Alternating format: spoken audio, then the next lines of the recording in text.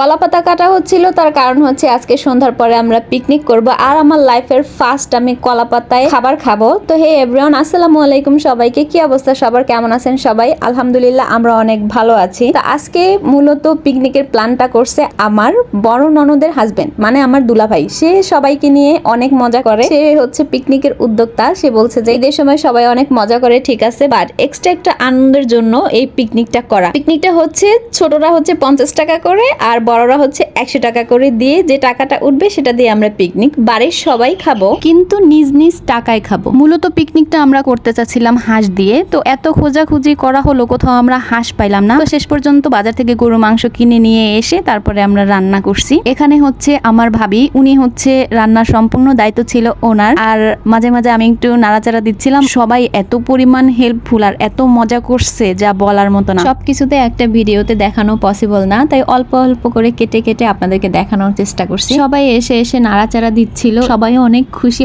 অনেক মজা করতেছিল। আর এদিকে দেখেন আমার জামাই প্লেট নিয়ে দাঁড়ায় আছে। মাংস কষানো হয়েছে, চাল এখনো দেই নাই, তারপরেও বলতেছে আমাকে একটু দেন, আমি টেস্ট করে দেখি, পুরাই বাচ্চাদের মতো। প্রথমে আমাদের প্ল্যান ছিল আমরা পিকনিকটা নদীর পাড়ে করব, কিন্তু হাঁস পাই নাই, যার কারণে আমরা নদীর পাড়ে পিকনিকটা করতে পারি নাই। বাড়ির সামনেই একটা জায়গা আছে, ওখানেই আমরা পিকনিকটা করলাম। আর এই যে দেখেন সবাই অনেক পরিশ্রমী, সবাই অনেক পরিশ্রম করছে, সবাই অনেক কাজ করছে, অনেক হেল্প করছে। তো আমাদের রান্না বান্না প্রায় শেষ হয়ে গেছে, এখন আমরা খাওয়া দাওয়া করব। এখানে সবাই কলাপাতা পরিষ্কার করে সবাই খেতে বসে গেছে। দেখেন কত মানুষ, সবাইকে তো ভিডিওতে দেখানো পসিবল না, আর সবাই ভিডিওর সামনে আসতেও চায় না, তো যার কারণে সবাইকে দেখানো পসিবল হয় না। এখানে অল্প একটু সবাইকে দেখিয়ে দিলাম। আর এই হচ্ছে খাবার, আমাদের এত টেস্ট হয়েছিল, এত টেস্ট হয়েছিল, সবাই অনেক তৃপ্তি সহকারে খাচ্ছিল এবং প্রশংসা করতেছিল, অনেক মজা হয়েছে। তবে আমাদের রান্না করতে করতে অনেক রাত হয়ে গেছিল, প্রায় রাত 1টা বেজে গেছিল। যখন আমরা খাই তখন রাত 1টা বাজে। তো সবাই ভালো থাকবেন, সুস্থ থাকবেন, আর শ্বশুর বাড়িতে কে কে এরকম সবাইকে নিয়ে আনন্দ করেন, মজা করেন, আমাদেরকে অবশ্যই কমেন্ট করে জানাবেন